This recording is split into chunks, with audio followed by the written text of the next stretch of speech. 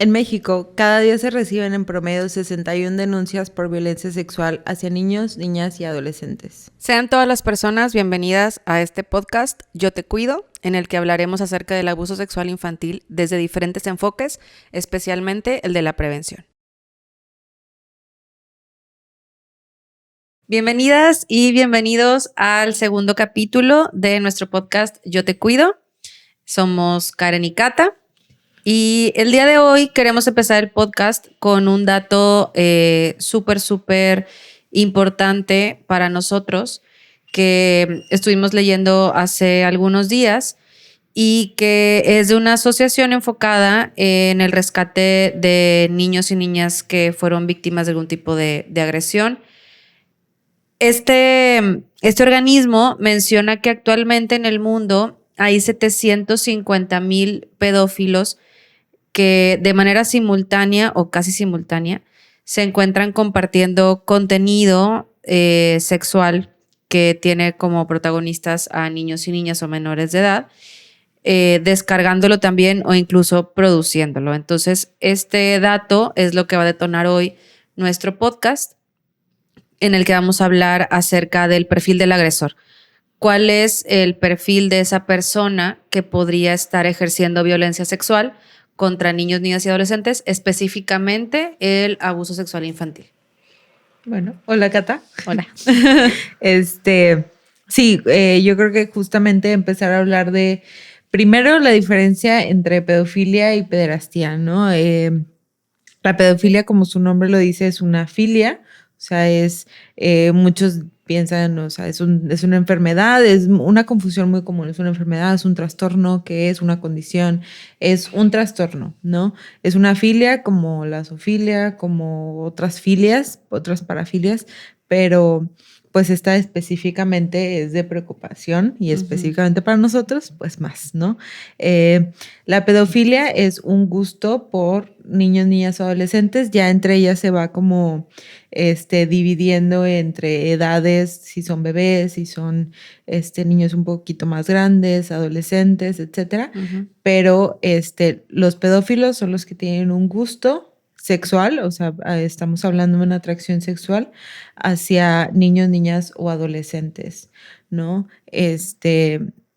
Y cuando hablamos de pederastía, porque es una confusión muy común, a veces queremos decir el pederasta cuando realmente el pederasta es el que ha cometido algún tipo de delito, ¿no? Desde ver contenido pornográfico, infantil, o ver o haber tenido algún tipo de contacto. Entonces, yo creo que es importante empezar a diferenciarlo bien, porque que alguien sea pedófilo no significa que sea pederasta, ¿no? O sea, hay personas que se dan cuenta de esto, de esta atracción que están teniendo y pues logran tener algún tipo de tratamiento, controlarlo, ¿no? O sea, obviamente tienes que ir con un especialista específico en este tema, pero sí, o sea, hay que tener bien en cuenta la diferencia, ¿no? Porque si hay personas que tienen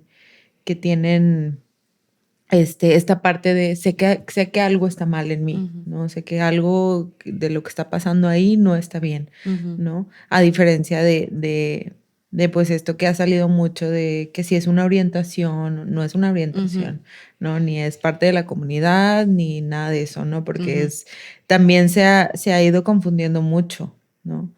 Creo que en Estados Unidos también ha pasado que tratan de como sacar su bandera y todo eso, pero pues sí. No, nada que ver, no. Sí, fíjate que ese en particular, este último que mencionas, es un tema que a mí me produce como mucho conflicto, porque se tiene la creencia errónea de que si una persona es parte de la comunidad LGBTQ, etcétera, en algún punto se va a convertir en un pedófilo, ¿no? Y eventualmente en un pederasta. Y creo que pues eso no deja de ser un estigma, ¿no? Y desemboca en muchos otros conflictos sociales, en mucha discriminación, en muchos prejuicios que no tienen nada que ver. Y sí es súper importante diferenciar una cosa de la otra. O sea, pertenecer a uno no significa que automáticamente pertenezcas a otro. Incluso yo he conocido también personas que están dentro de la comunidad y que tienen como su statement de, ¿sabes qué? O sea, no, eso no es una orientación, no está dentro de la comunidad, o sea, no incluimos a las personas que tienen esta inclinación porque no se considera como tal eh, incluso algo defendible, ¿no? En ese Ujú, sentido. Entonces, ujú. creo que también es importante que se pueda tener en cuenta que hay que conocer la información, que hay que conocer lo que implica, que hay que conocer en qué consiste para que podamos entender por qué es diferente, ¿no? Una cosa de la otra y evitar los prejuicios. Y fíjate que estaba leyendo hace que será como una semana, más o menos, eh, acerca de la inteligencia artificial. Mm, gran tema. Sí, y estaba viendo un debate que se generó a partir de una legislación en España, no es de México, pero me llamó mucho la atención porque mencionaban si crear contenido sexual que tuviera como protagonistas a menores de edad o que mm, se, por las características de la persona, se pudiera pensar que son menores de edad, si era delito o no, porque realmente no era una persona propiamente la que estaba participando, pero se estaba creando de manera artificial este contenido, ¿no? Al final resultó que la legislación sí lo contempla de cierta manera porque se está representando. O sea, Claro. independientemente si hay detrás o no alguien real, se está representando y eso sí implica un delito. Pero creo que también es algo que necesitaríamos abordar en algún momento, como en su momento también pasó lo de las muñecas inflables que vendían en Amazon con apariencia de niñas, Ujú, y que ujú. tuvieron muchísimas ventas. Y pues era un juguete, pero no deja de ser una apología de ese tipo de agresiones, ¿no? Y creo que es algo que necesitamos también tener presente porque nos va a ayudar a entender cómo es que está ocurriendo el abuso sexual infantil, qué es lo que hay detrás del abuso sexual infantil y sobre todo algo que nosotros también mencionamos mucho en los talleres cuando hablamos del abuso como tal, es que tenemos como esta percepción de que es que son personas enfermas, ¿no? Y siempre está como esta cuestión de que este está enfermo, está enfermo, está enfermo. Y creo que es importante también entender que sin querer irnos en contra de alguna persona en particular o lo que sea, hay una decisión en el proceso, ¿no? Y ya lo vamos a ver un poquito más adelante. Hay una decisión cuando ocurre el abuso sexual infantil y entonces al momento de haber una decisión de que la persona puede elegir dónde sí, dónde no, cuándo sí, cuándo no, con quién sí, con quién no, y ya lo vamos a ver también cuando en el proceso de elegir a la víctima y todo, podemos darnos cuenta de que no es algo que propiamente no se pueda controlar en el sentido de sí saber cuándo actuar y cuándo no actuar, Mm, ¿no? Y ujú. entonces no vamos a hablar de una enfermedad incontrolable en ese sentido, cuando se lleva a la acción, ¿no? Que puede ser que sí sea la otra parte, lo que mencionaste al principio, ¿no? Esta inclinación que se tiene, etcétera, y que tú sabes que, pues, no es adecuado, Ujú, ¿no? ujú. Y que lo que lo hace diferente a otras eh, inclinaciones, gustos, etcétera, es que en este caso sí está habiendo una afectación a una persona o a un tercero, no hay consentimiento, estamos agrediendo los derechos, que es diferente a cuando es una relación consensuada entre dos adultos, etcétera, ¿no? Sí, claro. Sí, sí, sí, definitivamente. Y yo creo que, bueno, al final, eh, cuando hay pederastía, cuando ya está el delito, pues puede haber muchas cosas, ¿no? Desde una inclinación, como dijimos, hacia este eh, una atracción sexual hacia niños, niñas o adolescentes, pero al final también puede haber como otras cuestiones por ahí, ¿no? Como lo familiar, que en el capítulo pasado hablábamos bueno, es que si ya hueles a mujer, pues ya, Ujú, ¿no?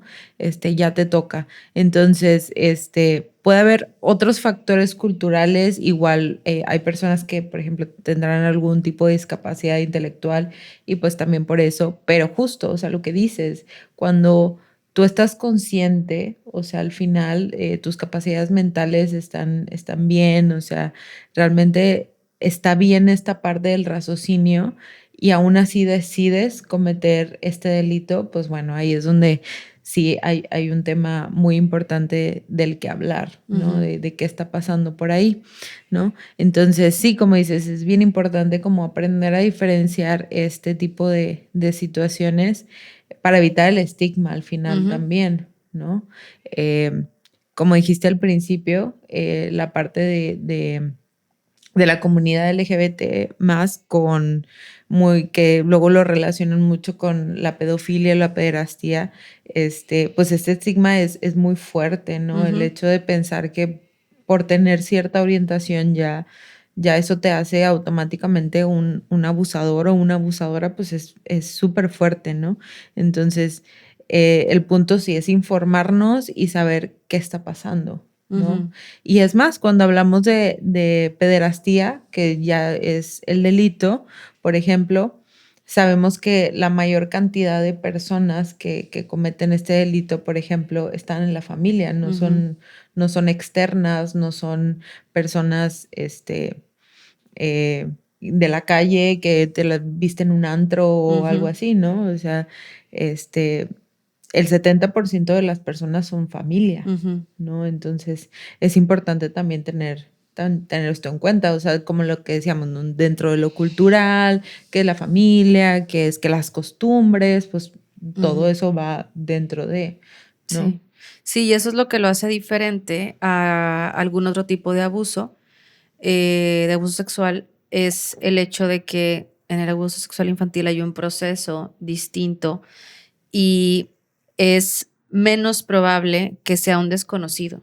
O sea, va a ser una persona cercana a la familia porque el acercamiento es distinto, porque aunque sí hay casos donde, por ejemplo, va la niña, ¿no? Hablo así porque pues son más las víctimas niñas, no significa Ujú, que no haya víctimas claro. niños. Hablo en masculino porque son más los agresores hombres, que es el 99.4% de Ujú, agresores hombres, 1.6% de mujeres. Entonces realmente pues generalizamos, ¿no? Por practicidad. Este, son menos los casos que tú te vas a encontrar en un abuso sexual infantil donde es que la niña iba por la calle y un desconocido se la llevó, abusó de ella y la regresó. O sea, no funciona igual que con otro tipo de casos de violencia sexual. En el caso de los niños y niñas, es prácticamente un requisito que el agresor tenga cercanía, no solamente ujú, con el menor, sino con la familia. claro. Por eso se da dentro de la familia, por eso los tíos, los primos, los abuelitos, los padrastros, los papás, los vecinos son las personas que tienen mayor incidencia cuando se trata de agresores, porque son los que están cerca del Ujú, menor o de la menor, ¿no?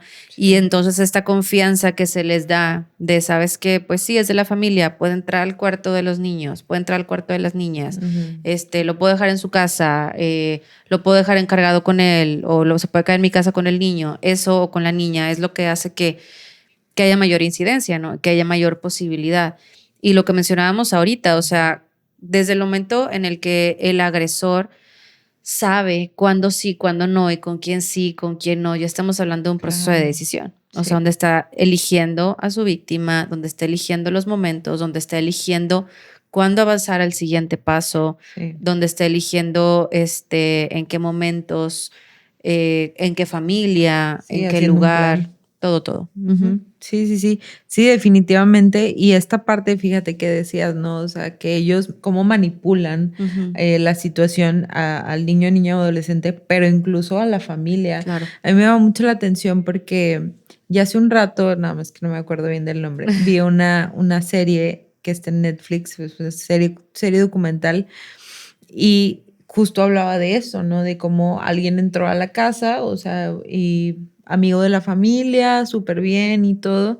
Entonces enamoró tanto a la familia y les dio como tanta confianza y todo. Él obviamente les daba regalos a la niña y todo. Pues una vez se la llevó, ¿no? Ujú. Una vez se la llevó y se fueron de viaje y todo. Y uno pensaría, pues es que cómo dejas a tu hija irse de viaje con alguien, ¿no? Que ni Ujú. siquiera es de la familia. Entonces, este nivel de cómo manipulan las Claro. situaciones, ¿no? Hay que incluso estar blindados ante eso, ¿no? Ese Ujú. tipo de cosas que pasan. Sí, y no se trata tampoco de decir de que desconfía de todos automáticamente, aunque yo sí lo haría. Pero creo que es más una cuestión de estar alerta, o sea, realmente decir, a ver, legítimamente yo puedo tener la certeza de que mi hijo o mi hija va a estar bien si se lo dejo a esta persona. O sea, nada me puede asegurar. Y quisiera también que platicáramos un poquito acerca del perfil del agresor. Digo, yo sé, no hay un perfil, digamos, absoluto.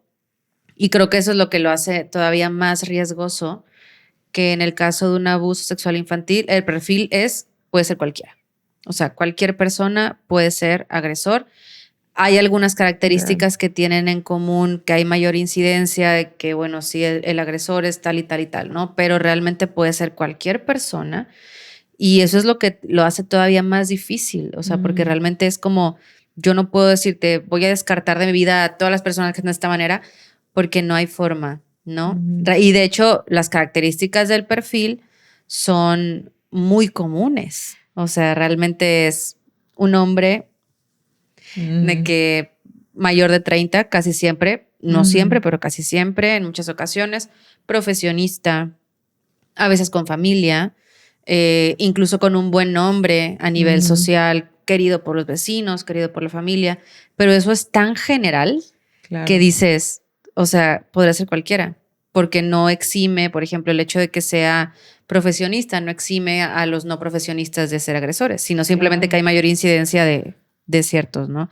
Sí, sí, Y sí. de lo que sabemos, Ujú, porque como está tan normalizada la violencia, que ya habíamos hablado de eso el capítulo anterior, realmente esto sale de un conjunto de denuncias, pero ¿dónde quedan todos los datos de quienes no denuncian? exacto. ¿No? De todo lo que ha quedado en el silencio, donde nunca se ha dicho nada y a lo mejor eso cambia, ¿no? Pero realmente el perfil de un agresor cumple con unas características que podría ser cualquiera.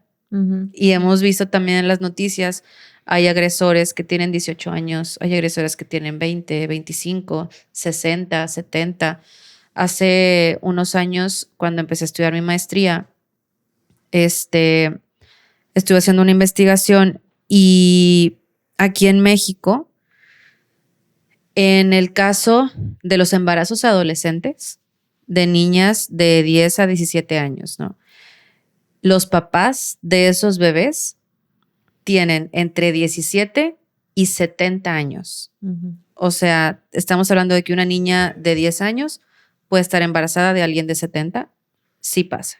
ujú. Entonces, realmente, y eso también igual y lo tocaremos después, pero cuando también nos encontramos y hay un súper estigma con respecto a los embarazos adolescentes, de que es que mil cosas, no se puede haber cuidado, porque hace eso, la educación, etcétera, pero realmente muchos de los embarazos adolescentes son producto de una violación, Sí. Ujú, porque un menor de edad no puede dar su consentimiento ante la ley. claro. O sea, por más que diga es que sí quería, es que para la ley es un delito cuando Ujú, es mayor de edad, ¿no? ujú. El papá de ese bebé. Entonces, creo que son datos que también nosotros necesitamos conocer para que la gente sepa, o para que estemos conscientes a nivel social de, a ver, yo no puedo seguir normalizando esto que está pasando en el mundo. O sea, realmente yo necesito darme cuenta de que cualquiera puede estar en este momento pensando en que mi hijo o hija es una víctima, cualquiera puede estar intentando acercarse a mi hijo o a mi hija y tampoco es encerrarlos en una burbuja, Ujú. simplemente pues estar conscientes, ¿no? Estar alerta. Claro, claro, totalmente. Y como dices, es tan vago el perfil de un agresor que yo creo que es como, bueno, entonces tengo que tener cuidado, sí o sí. O Ujú, sea, no hay manera que yo pueda darme cuenta o prevenir ciertas cosas. No importa qué tan encantador sean ciertas personas, o sea, yo tengo que tener ciertos cuidados sí o sí, ujú. ¿no? O sea, con mis niños y con mis niñas. Entonces, yo creo que esa parte es súper importante, ¿no? Lo que, si nos regresamos, pues es la parte de la prevención, ¿no? Bueno, ahora sí, ¿qué puedo hacer si yo sé que cualquier persona en algún momento puede pasar, ¿no?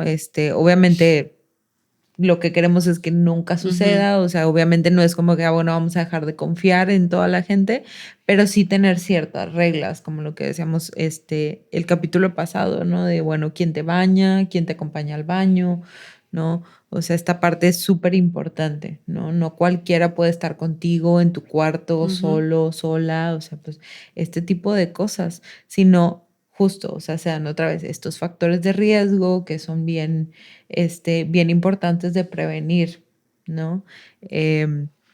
Por ejemplo, algo que también se vio en el perfil del agresor es que son personas como muy encantadoras, ¿no? Precisamente porque logran manipular, Claro. ¿no? Entonces son muy, muy, muy buenas, muy encantadoras. Volvemos a lo mismo, ¿no? Por eso voy a dejar de confiar en todas las personas que son, Encantadoras. encantadoras, extrovertidas. Pues no, pero sí, sí. Es como, bueno, no porque sea así significa que, bueno, llévate a mi hijo a Disney y yo aquí me quedo. Pues Claro. no, ¿verdad? Definitivamente no. Y pues bueno, ya si habláramos, por ejemplo, de la reinserción, o de la parte de reincidir en el delito, por ejemplo, cuando sí logran atraparlos y los meten en la cárcel y todo, pues es bien complicado porque la mayoría reinciden en el mismo delito, ¿no? Sabemos que aquí es bien complicado la parte de las cárceles, ¿no? O sea, de cómo es el ambiente de la cárcel, de cómo pues trabajas el delito que cometiste, es bien complicado, ¿no? No es ninguna sorpresa, pero lamentablemente, pero justamente como nunca lo trabajaron, no hubo a lo mejor algún tipo de arrepentimiento, no hubo nada de esto, vuelven a reincidir en lo mismo, entonces con mayor motivo hay que tener cuidado en general, ¿no? Hay que tener las herramientas tú como papá, como mamá, como sociedad en general y darle las herramientas al niño, niña o adolescente, porque si no, venimos a esto, ¿no? De, bueno, mejor no lo digo, mejor no lo hablo, entonces otra vez se vuelve a cumplir el mismo ciclo, ¿no? Entonces sí es bien importante esta parte, ¿no? Sí, y de hecho yo creo que, como decíamos ahorita, no se trata tampoco de desconfiar, Ujú. sino estar alertas. Ujú. O sea, ¿qué cosas estoy viendo yo? Y hay una frase que en algún momento escuché y que lo aplico en algunos momentos de mi vida: piensa mal y acertarás. Ujú. Porque nunca sabes. O sea, no es como que voy a desconfiar de todo el mundo y ya no lo voy a dejar que hable con nadie, ya no voy a dejar que mi hija hable con nadie. Es más bien estar presentes. O Ujú. sea, saber con quiénes están hablando mis hijos o mis hijas, saber a quién le estoy confiando a mis hijos y a mis hijas. A lo mejor, o sea, legítimamente, yo puedo decir, yo le dejaría, si tuviera hijos, a mi mamá. O sea, en ella confío plenamente, pero no significa que se la vaya a dejar a cualquier persona, Ujú. ¿no? Ujú. Y realmente tomar ese tipo de decisiones en beneficio de los y las menores de edad, que es lo más importante. Y también algunos, digamos, como red flags, algunas red flags que pueden irse apareciendo también en este proceso y que desde afuera se pueden ver. O sea, en el agresor hay un proceso Ujú. donde Ujú. busca a su víctima primero, donde generalmente son niños o niñas que suelen ser más introvertidos, que no significa que todos los niños introvertidos van a ser víctimas de abuso, pero que para el agresor funciona mejor porque de cierta forma le puede dar como la certeza de que no va a hablar, ¿no? Ujú. Entonces hay una elección de esta víctima que dice, ok, esta víctima no va a hablar, o es poco probable que hable porque es introvertida, porque a lo mejor no tiene mucha comunicación con sus papás, porque a lo mejor yo sé que tiene algún conflicto con sus papás, etcétera, etcétera.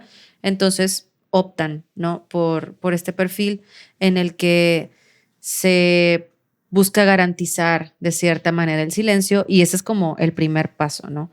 Buscar a alguien que pueda ser la víctima ideal Ujú. para algo que va a llevar un tiempo, ¿no? Ahí cuando estamos hablando de la elección de la víctima, todavía ni siquiera estamos hablando del acercamiento, Ujú. sino más bien de que el agresor dice, ok, esta es la persona idónea, ¿no?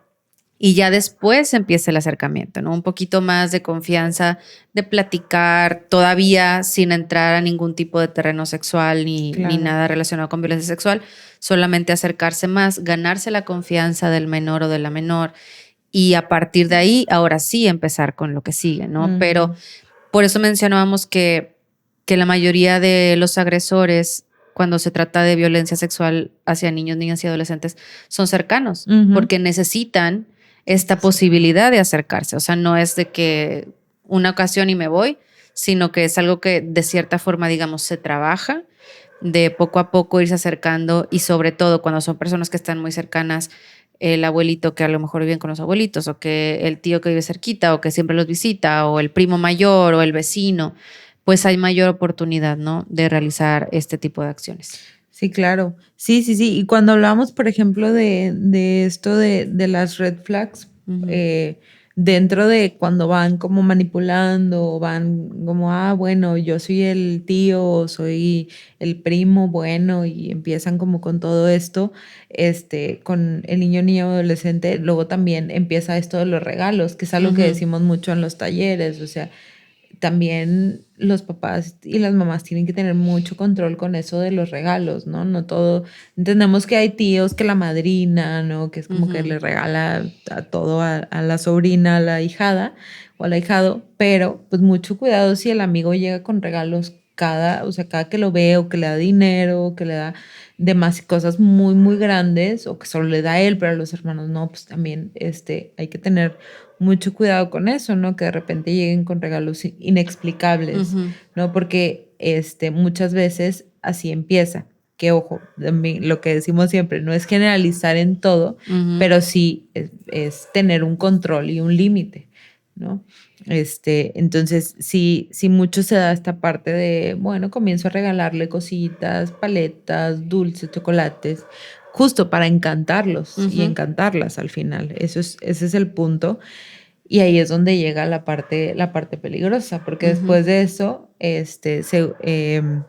si fuéramos por esta línea del agresor, pues ahí es donde llega la agresión sexual, ¿no? Desde lo que hablábamos el capítulo pasado, sin contacto o con contacto, la mayoría de las veces empiezan sin contacto y luego ya comienzan a hacerlo por medio de juego, por medio de todo esto, que ahí es donde sí comienza toda esta parte de la manipulación, porque ahí es donde les dicen, no, pero luego lo que hiciste estuvo mal, y si le voy a decir a mamá, o incluso hay personas que amenazan, y yo siempre les digo, imagínate qué fuerte, o sea, les amenazan con, y si dices algo voy a matar a tus papás. O sea, el niño cargando con que hizo algo mal, con que le da vergüenza, le dio miedo, le dio asco, y luego aparte tiene que cargar con esto, no lo puedo decir a nadie porque van a matar a mis papás, ¿no? Entonces, ese tipo de cosas se me hacen súper fuertes, ¿no? Un niño cargando todo eso, y pues por eso los signos y síntomas a veces son tan fuertes, de una ansiedad, depresión, pensamientos suicidas, ¿no? O sea, llega a cosas muy, muy graves, definitivamente, ¿no? Sí, claro. Y creo que también es importante que igual tengamos siempre presente que, imagínate, o sea, lo que implica para una niña o un niño pasar por todo esto. O sea, esta persona en la que yo confiaba, porque no se da nada más la confianza de parte de los adultos responsables, también del niño o la niña. Claro. O sea, este agresor encanta al niño o la niña, y entonces se convierte en una figura de confianza para la niña o para el niño. Y entonces de repente es como este cambio de, ¿sabes qué? Pues esta persona en la que yo confiaba ahora me está pidiendo esto, ¿no? Y empezamos jugando las cosquillas, y de repente me tocó y me dijo que no le dijera a nadie. Y yo no me sentí bien, pero pues como esta persona me lo está pidiendo, que es tal y tal, pues no lo voy a decir a nadie, ¿no? Y es donde empieza también un poco esta cuestión de la culpa, empieza esta cuestión de la manipulación, de las amenazas, y entonces también hay una confusión para el menor en el momento de decir, es que esta persona, pues se supone que yo debo confiar, pero me está pidiendo esto, entonces lo que me pida lo voy a hacer, pero eso que hago no me gusta. Pero sí, también, si nosotros trabajamos con los menores de edad, esta cuestión de identificar lo que está sintiendo, comunicar lo que está sintiendo, establecer límites en el sentido de tú puedes establecer límites, darle ese poder de establecer límites, también va a ser más difícil que lleguemos a este punto, ¿no? O sea, a esta parte del proceso, digamos, de cierta manera, porque también el menor o la menor va a saber identificar de que, a ver, esto no me está gustando. Y aunque esta persona me diga que no se lo cuente a nadie, que en los talleres también trabajamos las cuestiones de los secretos buenos y los secretos malos, Yo sé que si este secreto no me hace sentir bien, se lo tengo que decir a alguien, ¿no? Ujú. Pero también para el menor o para la menor va a ser fuerte enfrentar esta cuestión de, a ver, pues es que yo confiaba, es que él era o él es mi abuelito o era el amigo de mis papás o es que es mi primo el que me cuida o así, Ujú. pero luego está cambiando como a, pues esta persona que se supone que me quiere, me lo está pidiendo, entonces lo debo hacer, pero pues no me gusta, pero igual lo hago cuando no hay amenazas tan latentes, ¿no? Y creo que también es importante que nosotros estemos conscientes de que los niños y niñas pasan por eso, que la prevención siempre va a ser la clave. Ujú. O sea, realmente, como decíamos ahorita, es un proceso de parte del agresor que empieza con el acercamiento, los regalos, la manipulación, la confianza, los juegos, para luego pasar a los juegos sexuales, para luego pasar a tocamientos, para luego, en la mayoría de los casos, llegar a una violación. Entonces, sí podemos prevenir, porque al ser un proceso, sí podemos nosotros darles herramientas a los y las menores para que sepan cuando este proceso no está yendo por un camino adecuado, ¿no? Porque a lo mejor desarrollan mucha confianza con alguien y a lo mejor nunca hay intención de Ujú. parte del adulto, ¿no? De agredir. Pero también si yo le enseño al menor o a la menor a identificarlo, le estoy ayudando, le estoy dando herramientas para la vida. O sea, Claro. porque se va a enfrentar al mundo en algún Ujú. punto, ¿no? Sin, obviamente, quitar la responsabilidad, que la responsabilidad siempre va a ser del agresor, sin Claro. duda. O sea, y esas cuestiones de que es que el menor provocó, es que la niña provocó, es que sucede también en muchos casos cuando Sí. son, por ejemplo, adolescentes, ¿no? Con Ujú. hombres mayores de edad. De que es que ella me provocó. A ver, es que el adulto eres tú. Ujú. O sea, tú eres quien tiene que poner el alto. ¿Por qué vas a ceder? ¿Por qué no sabes establecer tú los límites? Ujú. Porque aunque el menor o la menor trate de cruzar los límites, tú sigues siendo el adulto. Ujú. Ujú. Y no, no es excusa. O sea, no puedes decir de que es que me trató de tal forma, es que me dijo de tal forma. A ver, o sea, el adulto eres tú. Claro. Y en teoría tú tendrías que ser la persona que establece el límite. Sí, sí, sí, exactamente. O sea, independientemente, o sea, incluso se ha dado, o sea, casos donde es que ella estaba muy enamorada de mí. Y luego, pues Ujú, tú tienes la responsabilidad, o sea, pon un alto. Ahí es el momento, ¿no? Entonces, sí, es bien importante esta parte de sí, la responsabilidad y la culpa siempre va a ser del agresor, definitivamente.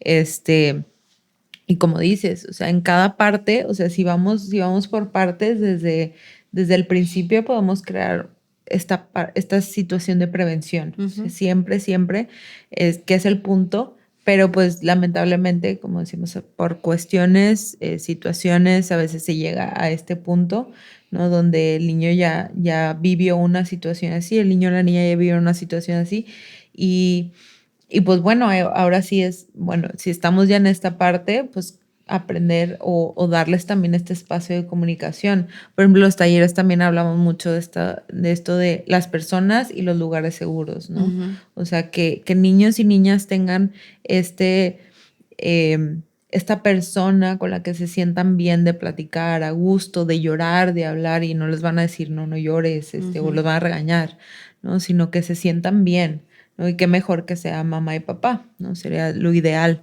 Este, pero al final lo que siempre digo, cualquiera de los que estamos incluso aquí, o sea, podemos ser esa persona segura ujú. y hay que intentarlo y hay que tratarlo también, ¿no? Ya sea con niños, niños o niñas, niñas o adolescentes, ¿no? Porque a veces los adolescentes son los que un poquito más complicados, pero en general, pues hay que intentarlo siempre, ¿no? No sabemos quién traiga algo por ahí y seamos esa persona que sea la gente de cambio, ¿no? A mis alumnos siempre les digo, hay que tratar de ser la gente de cambio, no sabemos qué cambios podemos hacer en la vida de las demás personas, ¿no? Ujú, Y eso es muy positivo, ¿no? Entonces, en esta parte yo creo que sí, sí es importante ver y tratar de establecer esta comunicación para si se llega a esta denuncia, pues que se haga correctamente, ¿no? Que no lleguemos a esto donde no, no, no, mijito, no, olvídate de eso. No, no, a ver, seguro estaba jugando, él no te tocó así, ¿no? ujú. Híjole, ya cuando haces eso, ya el Sí. niño ya, o la niña ya no te va a decir nada, probablemente. Sí, claro. Y creo que es una de las partes más complicadas cuando se trata de abuso sexual infantil. El hecho de que como es de la familia, en más Sí. del 70% de los casos es de la familia. Y claro, se entiende que es difícil denunciar al hermano, que es difícil denunciar al papá, que es difícil denunciar al primo. O sea, se entiende que es difícil, pero es necesario. O sea, no vamos a priorizar, por ejemplo, la imagen de la familia y ponerla por encima del bienestar de un niño, niña o adolescente, porque el abuso sexual infantil marca para siempre. Ujú. Aprendes a vivir con ello, es una realidad. O sea, después de un proceso de sanación, entiendes que tú puedes seguir viviendo a pesar de lo que te ocurrió, pero no deja de marcarte para siempre. Ujú. Entonces el hecho de silenciarlo porque es de la familia, porque qué van a decir, porque no puede ser que lo haya hecho fulanito, eh, es lo que hace todavía más difícil el proceso para los menores. Y Claro. creo que también es importante, sobre todo cuando se dan casos donde dicen es que lo está inventando, tener siempre en cuenta que es muy poco probable que un menor de edad invente un abuso sexual infantil. O sea, es muy poco probable que lo invente porque, sobre todo cuando son más pequeños, porque no puede hablar de algo que no conoce. Claro. Entonces, ¿por qué te va a decir que le pasaron ciertas cosas si no sabe de qué está hablando, a Ujú. menos que lo haya vivido? Claro, sí, sí, sí, definitivamente. O sea, esta parte, por ejemplo, lo que se da mucho cuando los niños o niñas viven abuso sexual infantil es que tienen un lenguaje muy que nunca tendrían. O sea, Ujú, lenguaje sexual que tú dices, pues no, en la vida tuvo que haberlo escuchado o visto de alguien, ujú, ¿no? Y ese tipo de lenguaje, ese tipo de palabras pues no se lo inventó, lo que dices tú, no se lo inventó, no fue algo que el niño sacó de la manga, o sea, tuvo que haber sido expuesto a pornografía, tuvo que haber sido expuesto de que alguien se lo dijera, ujú. ¿no? Entonces, bien importante a la primera creerle, ¿no? O sea, lo que ahorita decías, creerle y validar la emoción, Ujú, porque al final, si haces algún tipo de regaño, de invalidación, pues obviamente si el niño o la niña cargaban con una culpa y de repente es, bueno, papá y mamá me va a ayudar, y no, a la primera no, haz de cuenta que pues todo ujú. se cae, ¿no? Y es muy triste porque luego, justamente lo que decíamos el capítulo pasado, o sea, ¿cuánto se puede tardar una víctima en hablar sobre su abuso? Pues mucho, porque muchas de las respuestas son malas, a Ujú. veces son respuestas invalidantes, ¿no? O los comentarios que se hacen en la familia llegan a ser incluso invalidantes, a veces sin darnos cuenta. Estamos comiendo en la cena familiar, ¿no? Y de repente hacemos comentarios muy invalidantes de que, ay, esas niñas que dicen puras mentiras. Ujú, Y luego dices, bueno, y si yo dijera, pues ujú, no, me va a ir mal, ¿no? claro. Entonces, este tipo de cosas también tener cuidado desde, como decíamos en el pasado, ¿no? O sea, desde lo diario podemos hacer ciertos cambios. A lo mejor que esa persona pueda hablar, que ese niño, que esa niña diga, ah, pues a mí me pasó eso, ¿no? Y poder hacer esta denuncia, Ujú, pero sí empezar a trabajarlo desde lo común, ¿no? No hacer este estigma desde la película que vemos, desde la serie, el comercial, pues tener mucho cuidado con los comentarios que hacemos. A ujú. veces creemos que, como siempre, pues sí, lo hacemos chiquito, ¿no? Esto de, no, pues no pasa nada, Ujú. X, es el niño, hombre, ni me entendió, ni me escuchó.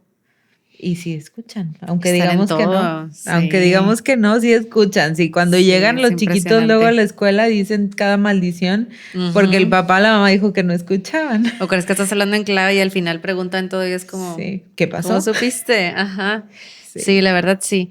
Y creo que esto que mencionas tú es súper importante, lo de validar las emociones y priorizar. O sea, imagínate, pasa una situación de abuso dentro de la familia y el niño o la niña decide hablar y le dicen, ok, pero como es tu abuelito, pues no vamos a decir nada. Y entonces es una forma de decirle, bueno, es que importa más tu abuelito y lo que pueda pasar a la imagen de la familia que lo que tú estás sintiendo. Y entonces, ¿dónde van a quedar las emociones de ese niño, de esa niña? Y no nada más para un caso de abuso, para lo que sea que pase. Si está pasando por una situación de ansiedad, de depresión, problemas en la escuela, bullying, no te lo va a contar, porque va a ser más importante otra cosa que lo que está sintiendo, ¿no? Y ya en algún otro capítulo hablaremos acerca de cómo abordar los temas de abuso, pero creo que sí es importante que siempre demos prioridad a lo que esos niños y niñas están sintiendo, ¿no? Si se acercaron a mí para contármelo, ya fui su persona de confianza, entonces ese papel que ya me están otorgando ellos y ellas, utilizarlo para que se sientan seguros, para que puedan hablar del tema, para que se sientan validados, para que prioricemos lo que les está pasando y que pongamos atención, ¿no? Sobre todo en estas situaciones donde hablamos de agresores que puede ser cualquier persona, de cualquier edad, cercano a la familia, que se dedica a cualquier cosa, o sea, realmente puede ser cualquiera. Mayormente son hombres, sí, pero puede ser cualquiera. Realmente puede ser cualquiera. Sí, sí, sí. Sí, definitivamente. Y yo creo que, pues bueno, yo creo que siempre vamos a terminar con la partecita de la prevención, incluso cuando estábamos hablando de este ciclo que utiliza el agresor, pues en varias partes es como, bueno, ¿cómo lo podemos ir previniendo? Yo creo que es lo más importante y es con lo que nos tenemos que quedar al final. O sea, sí hablamos de un perfil del agresor, sí hablamos de pederastía, pedofilia, pero más allá es qué voy a hacer, ¿no? ¿Qué voy a hacer y qué es lo que puedo hacer desde ahorita? ¿Qué cambios puedo hacer en la familia? O sea, ¿qué cambios puedo hacer conmigo misma o conmigo mismo como adulto, como adulta, para cambiar este entorno y que el niño o niña se sienta mejor, se sienta saludable en su espacio? Sí, claro. Priorizar siempre su bienestar, que al final de cuentas es lo más importante. Muy bien. Pues muchas gracias, Karen, por acompañarnos sobre el capítulo de hoy. Me gustó mucho. A mí también. La verdad, sí. Sí. Y pues nos vemos en el siguiente. Nos vemos. Si tienes conocimiento de algún caso de abuso sexual infantil, denunciar es lo más importante. Comunícate de inmediato con la Fiscalía de tu estado y no dejes que la violencia sexual infantil siga impune.